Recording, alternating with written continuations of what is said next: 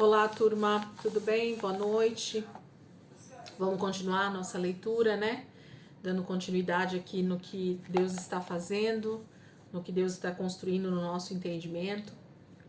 Vamos lá para mais um dia, né? Vamos orar, entregar esse momento para o Senhor e iniciar a nossa leitura de hoje. Jesus, muito obrigada, Pai, por esse momento que nós vamos ter agora de leitura. Senhor, muito obrigada, Senhor, pelo entendimento que o Senhor vai construir durante todo esse ano, Pai, através de pequenos textos que nós vamos lendo. E então todo o entendimento, Pai, do plano redentivo, da própria salvação, Senhor, da redenção de toda a terra por causa do pecado. O Senhor vai construindo isso no nosso espírito, Senhor, no nosso entendimento. E o Senhor vai nos mostrando a Tua graça a todo momento, Senhor, através da história de Israel, através da história do Teu povo, Senhor, através de Jesus, através da igreja primitiva, Senhor, ali nos primeiros textos de Atos. Muito obrigada, Jesus, porque o Senhor está nos levando mais um ano, Senhor, a conhecer e prosseguir em Te conhecer. Queremos compreender cada dia mais, Pai, a forma de nós agirmos como filhos de Deus, como irmãos em Cristo Jesus. Obrigada, Deus, por esse entendimento que o Senhor está construindo em nós através da leitura. Obrigada, Deus. Amém. Vamos lá, gente. Semana 4, dia 5, né? A semana voa, a gente passa muito rápido. Semana 4, dia 5, capítulo 41 e 42 de Gênesis. 41 e 42 de Gênesis. Vamos lá? Gênesis 41 e 42. Diz assim, Gênesis 41. Depois de 2 anos completos, o faraó teve um sonho. Nesse sonho, ele estava em pé, na margem do rio Nilo. Ele viu sair das águas 7 vacas belas e gordas que ficaram pastando no capinzal. Não, no capinzal, perdão, é que minha Bíblia está um pouquinho difícil. Depois viu sair do rio 7 vacas feias e magras. Elas pararam ao lado das gordas, na beira do rio. Então as vacas feias e magras comeram as belas e gordas. Aí o faraó acordou. Depois dormiu de novo e teve outro sonho. Ele sonhou que num só talo nasciam 7 espigas cheias e boas. Em seguida, brotaram mais 7 espigas do mesmo talo, porém miúdas e ressequidas pelo vento leste. E as espigas miúdas devoraram as 7 espigas cheias e boas. Nisso, o faraó acordou e percebeu que era um sonho. De manhã, ficou muito preocupado com os sonhos que teve e mandou chamar todos os magos e todos os sábios do Egito e contou-lhes os sonhos, mas ninguém foi capaz de interpretá-los. Só então, o chefe dos copeiros lembrou-se de José e disse ao faraó: Hoje preciso confessar o meu erro. Certa vez, Vossa Majestade ficou indignado com os seus servos e mandou prender-me junto com o chefe dos padeiros, na casa do comandante da guarda. Na mesma noite, nós dois tivemos um sonho. Cada sonho tinha uma interpretação diferente. Estava conosco um jovem hebreu, servo do comandante da guarda. Contamos a ele os nossos sonhos e ele interpretou cada um dos sonhos. E aconteceu exatamente conforme a sua interpretação. Eu voltei para o meu cargo e o outro foi pendurado num poste. Então o faraó mandou buscar José, que foi tirado às pressas do calabouço. José fez a barba, trocou de roupa e se apressou ao faraó. O faraó disse a José: Tive um sonho e ninguém consegue interpretá-lo. Ouvi dizer que quando você ouve um sonho, é capaz de interpretá-lo. José lhe respondeu: Eu mesmo não posso fazê-lo, mas Deus vai dar uma resposta favorável ao faraó. Então o faraó contou o sonho a José. Sonhei que estava em pé, na beira do rio Nilo. De repente vi que 7 vacas, belas e gordas, saíram do rio e ficaram pastando no capinzal. Logo depois saíram outras vacas feias e magras. Nunca vi vacas tão feias em toda a terra do Egito. E as vacas magras e feias comeram as primeiras 7 vacas gordas. E para o meu espanto, notei que essas vacas continuavam muito magras, mesmo depois de terem comido as outras. Então acordei. Dormi de novo e tive outro sonho. Sonhei que de um só talo saíam 7 espigas cheias e boas. Depois nasceram no mesmo talo 7 espigas miúdas e murchas, ressequidas pelo vento leste. E as espigas magras engoliram as 7 espigas boas. Contei os sonhos aos magos, mas ninguém foi capaz de dizer o sentido deles. Então José lhe respondeu: os 2 sonhos, na verdade, são um só. Deus revelou ao faraó o que ele vai fazer. As 7 vacas boas simbolizam 7 anos. A mesma coisa ocorre com as espigas, porque se trata de um único sonho. As 7 vacas magras e feias que apareceram depois das vacas gordas, bem como as 7 espigas miúdas ressequidas pelo vento leste, simbolizam 7 anos de fome. Exatamente o que Deus revelou ao faraó é o que ele vai fazer. Virão 7 anos de muita fartura em toda a terra do Egito. Mas depois vamos ter 7 anos de fome. A miséria será tanta que ninguém na terra do Egito se lembrará da fartura anterior, pois a fome arruinará a terra. A fome que virá depois será terrível, que o tempo de fartura não mais será lembrado na terra. O sonho do faraó foi duplo, para mostrar que essas coisas foram determinadas por Deus e que ele se apressa em realizá-las. Agora, dou a seguinte sugestão ao faraó. O faraó deve escolher um homem criterioso e sábio para comandar a terra do Egito. O faraó também deve nomear administradores sobre a terra, para recolher a 5ª parte de toda a colheita da terra do Egito, durante os 7 anos de fartura. Esses administradores deverão recolher toda a colheita de trigo dos anos bons que virão, o qual serão estocados em armazéns, sob o controle do faraó, para mantimento nas cidades. Esse mantimento servirá como reserva para os 7 anos de fome que haverá no Egito, para que a nação sobreviva à crise. O faraó e seus oficiais gostaram do conselho de José. O faraó disse aos seus oficiais: será que encontraríamos alguém como este homem, em quem está o Espírito de Deus?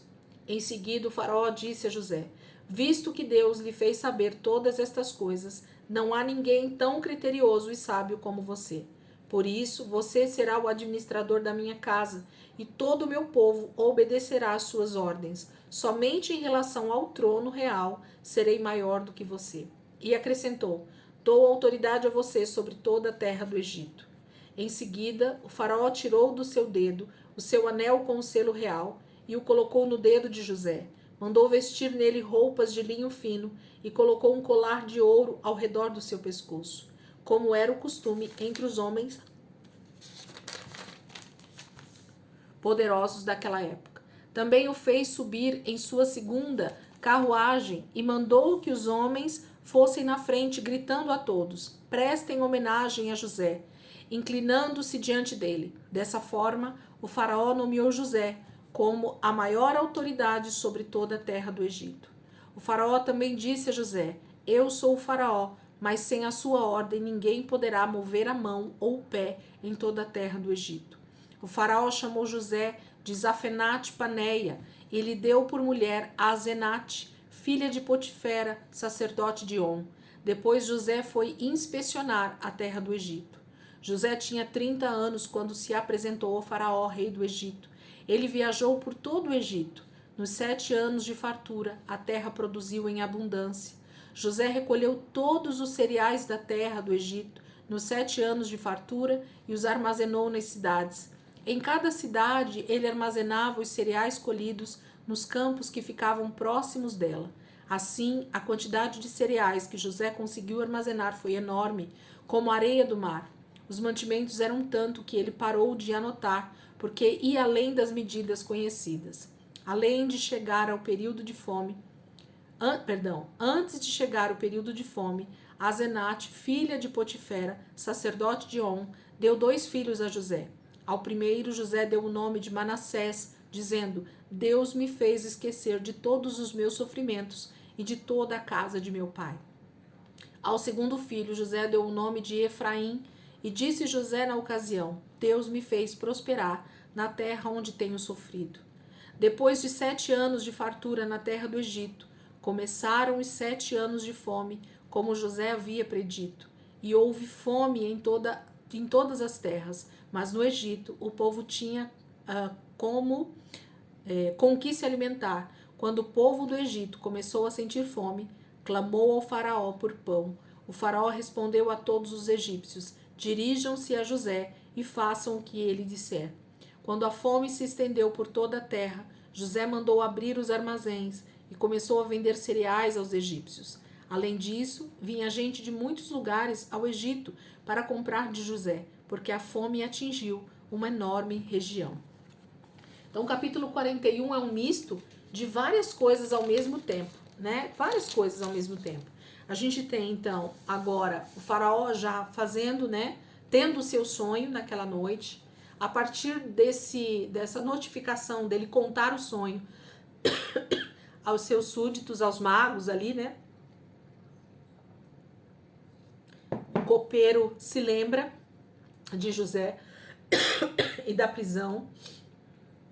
E então ele começa a contar para o faraó a respeito dos sonhos que eles tiveram também na prisão, tanto ele quanto o padeiro, e de como José havia então interpretado de forma precisa de como realmente tinha acontecido. Rapidamente, lógico, o faraó manda chamar José, e José se apresenta então diante de faraó já diferente, né? Fez a barba, trocou roupa e se dirige à presença do faraó. E todo o desenvolvimento de contar o sonho, de José interpretar o sonho e de faraó então perguntar o que ele deveria fazer. E na verdade José dá a sua opinião ali como um conselheiro, né, para o próprio faraó. E faraó acata então o conselho de José e começa a ser o administrador de toda a terra do Egito. Não só de uma região, mas de toda a terra. Abaixo de faraó, José era o príncipe, o governante, o governador, né? Era o administrador de toda a casa do faraó, de todo o Egito. E então inicia-se, né, esse processo de 7 anos de fartura, como a gente leu, e José então faz o conselho que ele deu ao faraó, armazenando o máximo possível de suprimentos, de alimentos, né, de grãos, que serviriam para justamente o abastecimento durante os 7 anos de fome. E Deus então cumpre com o sonho que ele dá a faraó, trazendo 7 anos de fartura e posteriormente a isso os 7 anos de fome. E a gente então termina o texto com os 7 anos de fome se iniciando e então José sendo colocado como agora a pessoa que deveria ser procurada para dar o suprimento para as pessoas que precisavam.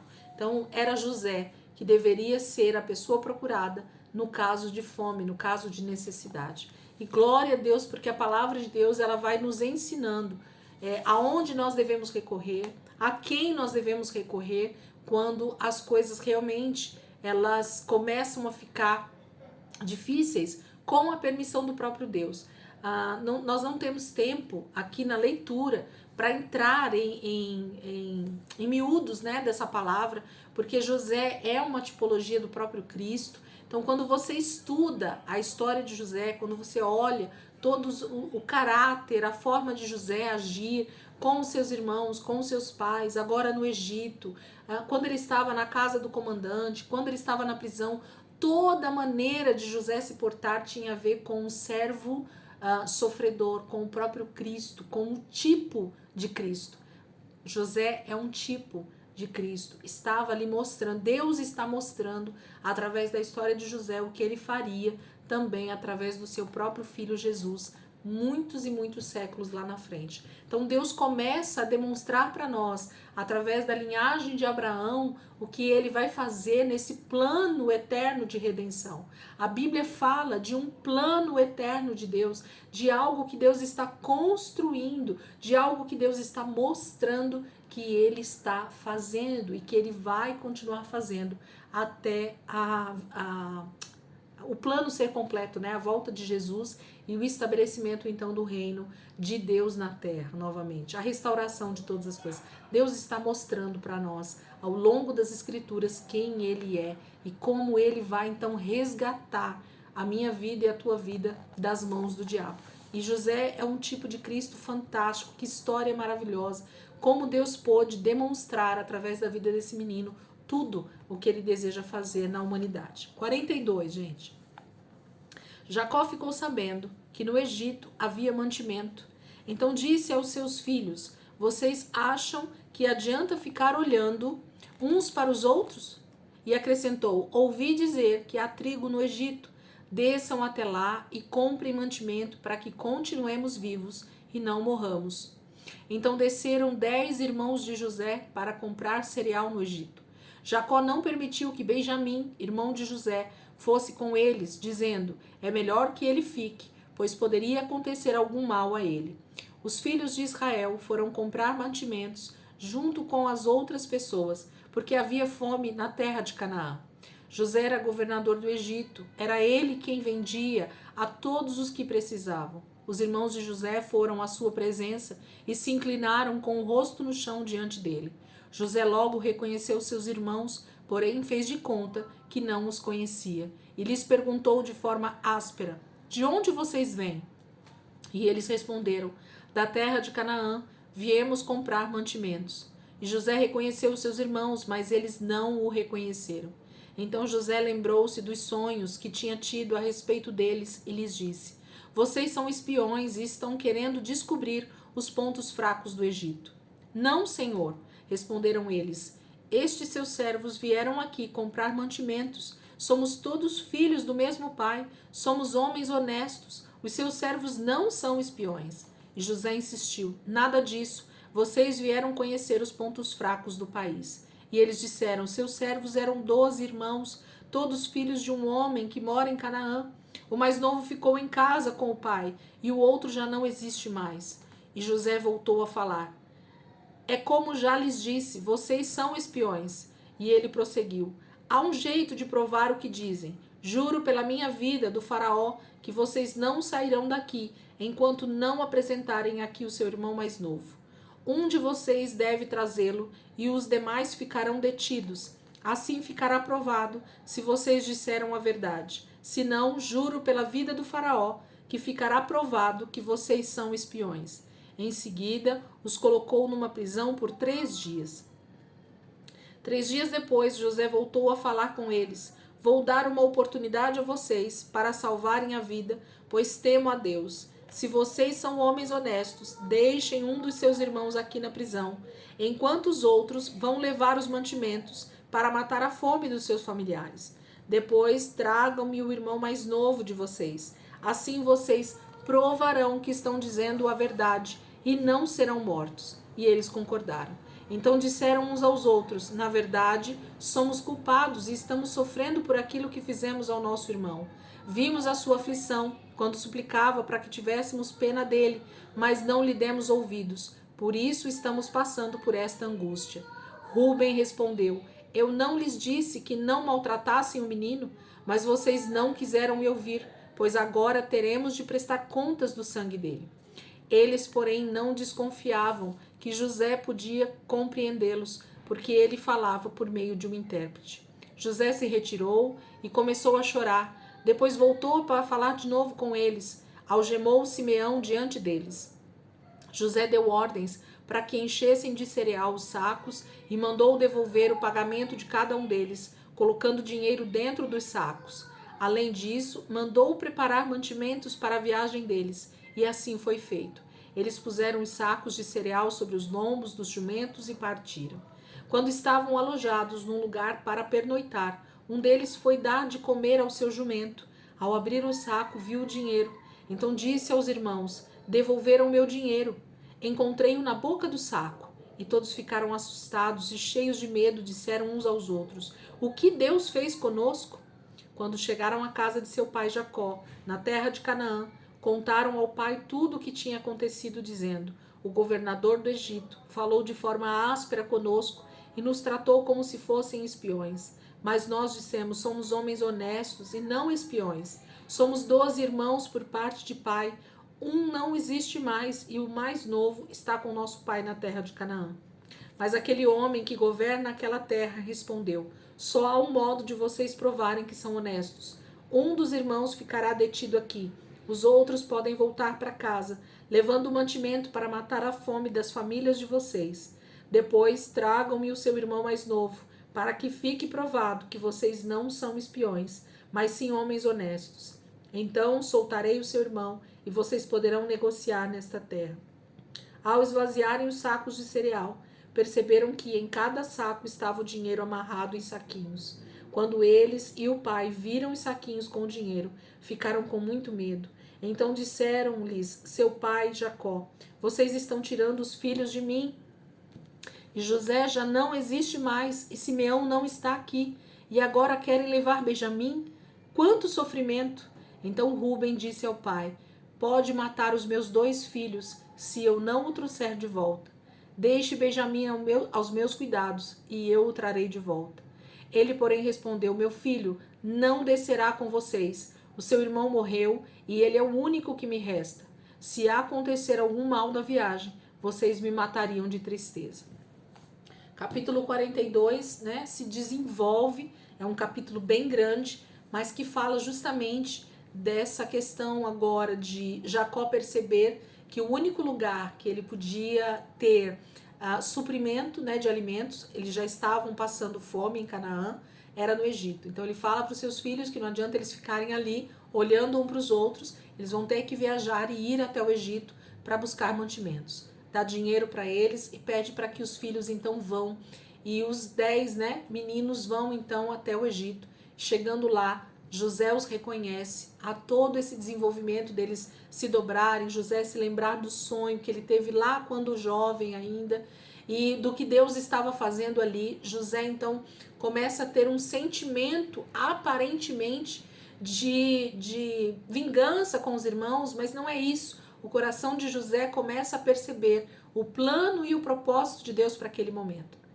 E José, ainda meio que sem saber o que fazer, diz para os irmãos que eles são espiões, e eles começam a tentar argumentar dizendo que não, mas José dá um jeito de então ver o seu irmão mais novo, Benjamim. Então ele prende um dos irmãos e pede para que os outros voltem para Canaã para buscar o irmão mais novo. Ele quer ver o irmão Benjamim, a saudade é imensa, ele quer ver o irmão mais novo. E ele então faz esse plano para que eles voltem com os alimentos, porque ele sabia que eles estavam passando fome lá, ele não poderia permanecer com todos presos ali, mas ele queria ver Benjamim. Então ele dá um jeito com esse plano de trazer Benjamim para perto dele. Jacó, por sua vez, sabia que tudo isso podia ser uma verdadeira cilada e mais um filho de Raquel poderia morrer nesse momento, que seria Benjamim. Ele teme pela vida do filho, ainda que os filhos digam: nosso irmão ficou preso lá, e a única forma de Simeão ser solto é com nós levando Benjamim para conhecer aquele homem.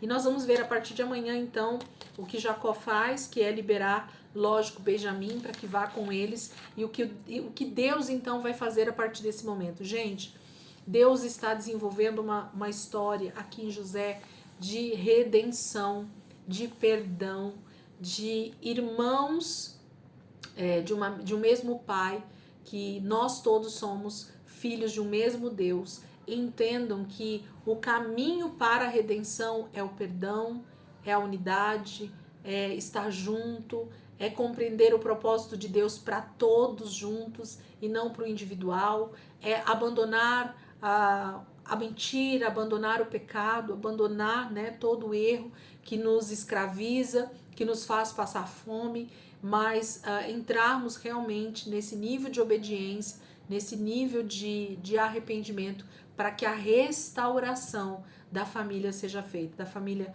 física, mas muito mais da família espiritual. Deus está nos mostrando um plano de redenção, de perdão de toda a humanidade, através da vida de José. Se você tiver tempo, medita, faça seus pequenos estudos, né? Olhe os detalhes do texto. Gente, como faz diferença nós olharmos para o texto com um olhar um pouco mais aguçado, né? Desejando realmente que o Espírito Santo nos ensine mais profundo. Eu queria muito poder ter tempo com vocês aqui, de ficar horas e a gente ficar estudando versículo por versículo, olhando para outros textos na Bíblia, para ir entendendo o que Deus está fazendo. Mas eu tenho certeza que se você está aqui comigo, se você está aqui na leitura, é porque você quer conhecer o plano de Deus, você quer compreender o que Deus está falando na palavra. E o Espírito Santo é o nosso maior ensinador. Ele tem o maior interesse de nos ensinar o texto bíblico. Então, se você pedir: Espírito Santo, me ensina o texto. Eu tenho certeza que o Espírito Santo vai te ensinar muito mais, inclusive, do que eu poderia ensinar, né? Porque o Espírito Santo, ele conhece a mente de Deus, ele é que nos ensina todas as coisas, a palavra fala. Amém, queridos? Então, quem está comigo aí na leitura, que não quer ficar para oração, fica à vontade.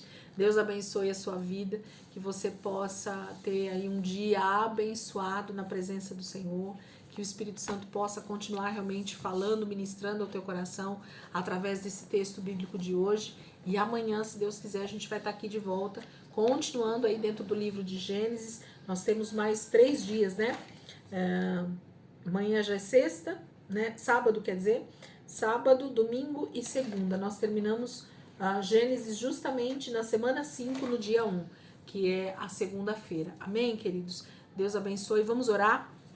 Quem está comigo aí na oração, eu queria orar com vocês justamente dentro dessa questão de nós não conhecermos os planos e os propósitos de Deus para nós. No tempo hoje, né? Às vezes a gente não consegue compreender o que Deus está fazendo e por não compreender e não entender, não ter a mente tão aberta para as coisas de Deus, compreendermos com tal grandeza como Deus compreende, que nós não temos realmente nem condições de chegar perto, né, do propósito, da vontade de Deus para nós, com a nossa mente natural, que nós possamos então orar esse texto tão profundo que Salomão escreve para nós em Eclesiastes, que é um texto tão conhecido, mas que a gente precisa orar sempre ele, buscando cada dia mais o entendimento disso, que essa verdade de Deus ela vá realmente se enraizando dentro de nós e a gente fale: Deus, eu sei, eu creio que há um tempo para todas as coisas. Então, Eclesiastes 3, né? Do versículo 1 ao 8, e depois a gente termina com o versículo 11 desse texto. Eclesiastes 3, do versículo 1 ao 8, e depois o versículo 11. Vai falar sobre o tempo para todas as coisas. Pensem comigo, gente. A gente vai orar esse texto justamente baseado não, olhando para o texto que a gente acabou de ler, de José, né? José, ele viveu vários tempos na vida dele, vários estágios, vários momentos, várias circunstâncias, várias situações na sua vida. De um momento estar muito bem na casa do seu pai e daqui a pouco ele ser jogado num poço, vendido para ismaelitas, servo na casa de Potifar, enganado pela mulher de Potifar, preso na masmorra, no calabouço, depois ser muito bem visto até na prisão e se tornar ali o administrador da prisão, e depois, olha, a vida de José é um desenvolvimento de tantos tempos na nossa vida como cristão, em que momentos realmente a gente está aqui, daqui a pouco a gente está numa situação mais difícil, daqui a pouco a gente vê a mão de Deus movendo para algo melhor, e daqui a pouco a gente está, né, se desenvolvendo ainda mais em Deus, mas daqui a pouco uma crise se abate, parece que na nossa vida, por algumas circunstâncias que nos rodeiam, porque nós estamos nesse tempo ainda caído, né, regido pelo maligno. Então tudo isso, o próprio Salomão escreve para nós esse texto para que a gente ore isso, para que a gente compreenda isso, para que a gente diga para Deus que a gente sabe que tudo isso é um tempo determinado por Ele para todas as coisas. Então vamos ler e orar. Eclesiastes 3, do 1 ao 8 e depois o 11. Há um tempo para tudo. Há um tempo para todas as atividades debaixo do céu. Tempo de nascer e tempo de morrer. Tempo de plantar e tempo de arrancar o que se plantou. Tempo de matar e tempo de curar. Tempo de derrubar e tempo de construir. Tempo de chorar e tempo de rir. Tempo de prantear e tempo de dançar. Tempo de espalhar pedras e tempo de ajuntá-las. Tempo de abraçar e tempo de se conter. Tempo de procurar e tempo de desistir. Tempo de guardar e tempo de lançar fora. Tempo de rasgar e tempo de costurar. Tempo de calar e tempo de falar. Tempo de amar e tempo de odiar. Tempo para a guerra e tempo para a paz. Ele fez tudo bem ao seu tempo. Ele também colocou a eternidade nos corações dos homens. Contudo, não conseguem esquadrinhar o que Deus fez do princípio ao fim. Senhor, nós queremos, diante dessa palavra que o Senhor deixou para nós, através do teu filho Salomão, que realmente pediu para o Senhor toda a sabedoria que ele pudesse ter para administrar o seu tempo, o momento em que o Senhor o coloca como rei sobre Israel, sobre o teu povo. E a palavra de Deus diz que o tempo em que Salomão permaneceu fiel ao Senhor foram os tempos mais gloriosos que a terra de Israel já viveu, porque havia paz, havia segurança, havia prosperidade, havia saúde, havia a bênção do Senhor sobre a vida do rei, sobre a vida de Salomão e sobre todo Israel por causa da obediência de Salomão. Pai, nós sabemos que todas as coisas que o Senhor tem deixado na sua palavra tem um tempo oportuno para se cumprir. Cada promessa, Senhor, cada profecia, cada palavra, cada tempo e estação que o Senhor predeterminou de eternidade a eternidade tem se cumprido.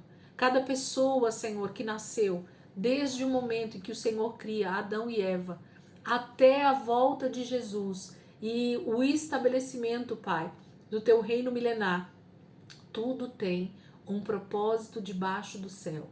Tudo tem um propósito eterno feito e criado pelo Senhor.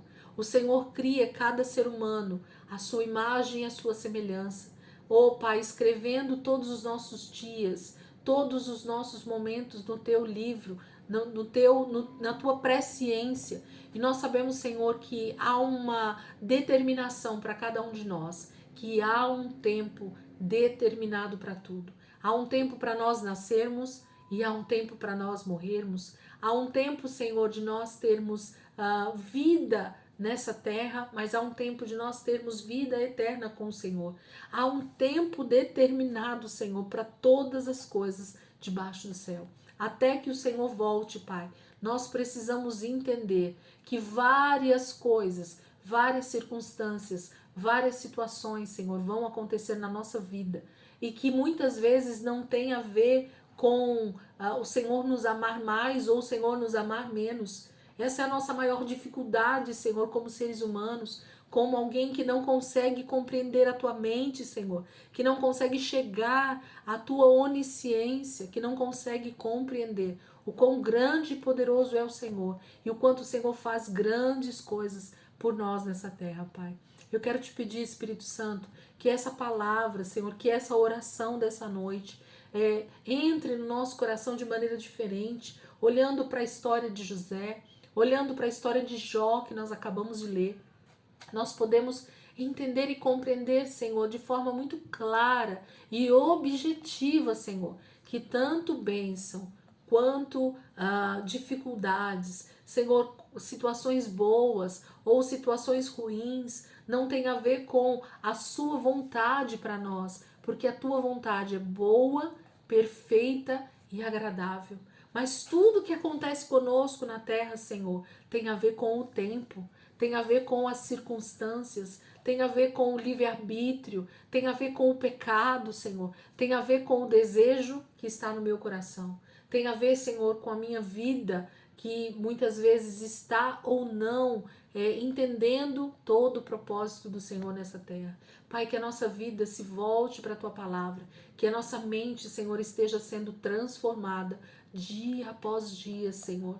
O Senhor nunca teve pressa, Pai, para fazer nada nessa terra. O Senhor tem agido com longanimidade. O Senhor tem tido paciência, Senhor, para com os teus filhos. O Senhor tem tido paciência para com Israel. O Senhor tem tido paciência para com os ímpios. O Senhor tem tido, Senhor, preparado um tempo para que nós possamos nos arrepender, Senhor, e nos voltar para o Senhor. E nós te pedimos, Espírito Santo, age em nossas vidas nesse tempo. Se esse tempo agora, Pai, é um tempo de vida, que seja para a vida. Se é um tempo para a morte, que seja para a morte. Se é um tempo de abraçar, que nós possamos abraçar. Mas se é um tempo de se conter também, Pai, que nós possamos nos conter. Que nós possamos entender qual é o tempo que o Senhor está fazendo para nós. Se é um tempo de nós buscarmos mais o Senhor em oração, que nós possamos nos deleitar na oração.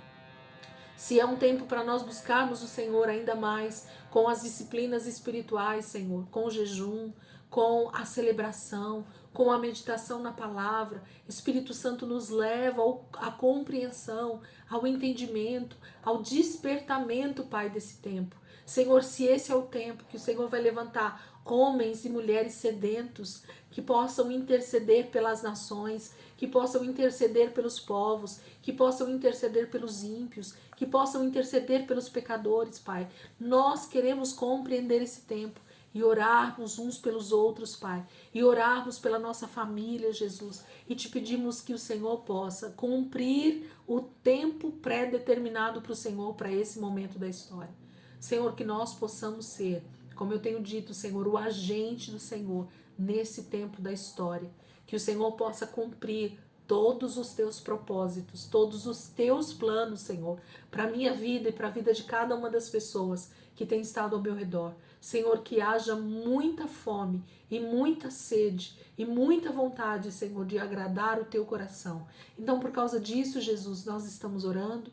Por causa disso, nós queremos orar a tua palavra para compreendê-la ainda melhor. Nós queremos declarar, Senhor, com os nossos lábios as verdades da tua palavra. Aliás, a verdade que é a tua palavra, Senhor. Porque o Senhor vai cumprir todo o teu propósito, Senhor. A tua soberania é maravilhosa, Jesus. O Senhor é soberano sobre toda a terra, Senhor. O Senhor domina sobre toda a terra, Senhor. O Senhor é rei de eternidade a eternidade. E o Senhor está assentado, Senhor, no teu trono, regendo as nações com um cetro de ferro nesse momento, Senhor. Mas haverá um dia, e não tarda, Senhor, ele vem logo. Há um tempo que o Senhor virá e então implantará o teu reino, Senhor, sobre essa terra. E nós então daremos ouvidos à tua voz, te veremos face a face, Senhor. Seremos como o Senhor é. Obedeceremos o Senhor, como o Senhor sempre desejou, desde o início, Senhor. Desde o início. O plano perfeito era filhos e filhas segundo o padrão do Senhor, a imagem e semelhança de Jesus. O Senhor diz no último versículo aqui, Senhor, Ele fez tudo bem ao seu tempo. Ele também colocou a eternidade nos corações dos homens. Contudo, não conseguem esquadrinhar o que Deus fez do princípio ao fim. Senhor, esse versículo é tão tremendo. E nós compreendermos isso, Senhor, nos faz então caminharmos dentro desse tempo, não desejando esse tempo, não desejando essa era caída, mas desejando a eternidade com o Senhor. O Senhor plantou no ser humano, Pai, o desejo pela eternidade. O Senhor nos formou com a existência plena com o Senhor. Quando o Senhor criou Adão, quando o Senhor formou Eva, o Senhor já colocou um DNA eterno que vem do próprio Senhor. Pai, nós não desejamos a morte, nós não desejamos o fim, nós não desejamos que tudo acabe, nós não desejamos a dor da morte. O que mais o ser humano teme, Senhor, é pela morte. Então, por que, Jesus? Nós entendemos por essa palavra. Porque o Senhor plantou em nós a eternidade. O Senhor plantou no meu coração e no coração de cada um de nós, Pai, o desejo pela eternidade. Nós não somos seres finitos. Nós não somos seres para ter uma morte eterna, mas nós somos seres para vivermos eternamente com o Senhor. Isso está impregnado em nós e essa falta que nós sentimos é justamente dessa eternidade. O anseio e o desejo do homem pela busca de outros deuses, pela busca da religião, Senhor, pela busca, Senhor, por algo que preencha esse vazio que ele diz que existe. É justamente o Senhor que me formou e que formou cada um de nós e que plantou em nós o desejo pela eternidade, o desejo de estar com o Senhor todos os dias da nossa vida e de uma vida eterna. Obrigada, Jesus, Obrigada, Senhor, por esse plano redentivo. Obrigado por esse plano, Senhor, eterno para nós. Obrigado, Senhor, pela tua palavra que é deixada para nós compreendermos que o Senhor faz a guerra, mas o Senhor também faz a paz. O Senhor levanta, Senhor, as situações adversas, mas o Senhor também traz a bonança no tempo certo. O Senhor traz a vida e o Senhor também traz morte. O Senhor traz o bem, mas o Senhor também faz o mal, no sentido de que o Senhor criou todas as coisas, Senhor. O pecado destruiu boa parte delas, Pai, mas o Senhor está pronto a continuar o teu plano de redenção para que tudo isso se estabeleça e volte ao plano original. Jesus, desejamos a eternidade com o Senhor. Esse é o anseio do meu coração, Senhor, e esse eu creio que é o anseio do coração dos teus filhos também, Jesus. Muito obrigada, Pai, por essa palavra. Muito obrigada, Espírito Santo, por esse tempo. Obrigada, Deus. Te louvamos e te agradecemos em nome de Jesus, Pai. Muito obrigada. Amém, queridos? Glória a Deus. Deus, Ele tem a palavra revelada para nós todos os dias. A palavra de Deus, ela está pronta a ser alimento para nós todos os dias. O Senhor tem uma boa palavra para nós todos os dias. Basta que a gente abra a palavra de Deus e Deus tem para nós sempre algo poderoso, algo novo, uma revelação fresca sobre a verdade dele, de quem ele é. E ele vai se revelando a nós todos os dias um pouquinho mais. Amém? Deus abençoe a sua vida e amanhã, se Deus quiser, a gente está aqui de volta para continuar a nossa leitura. Amém? Deus abençoe.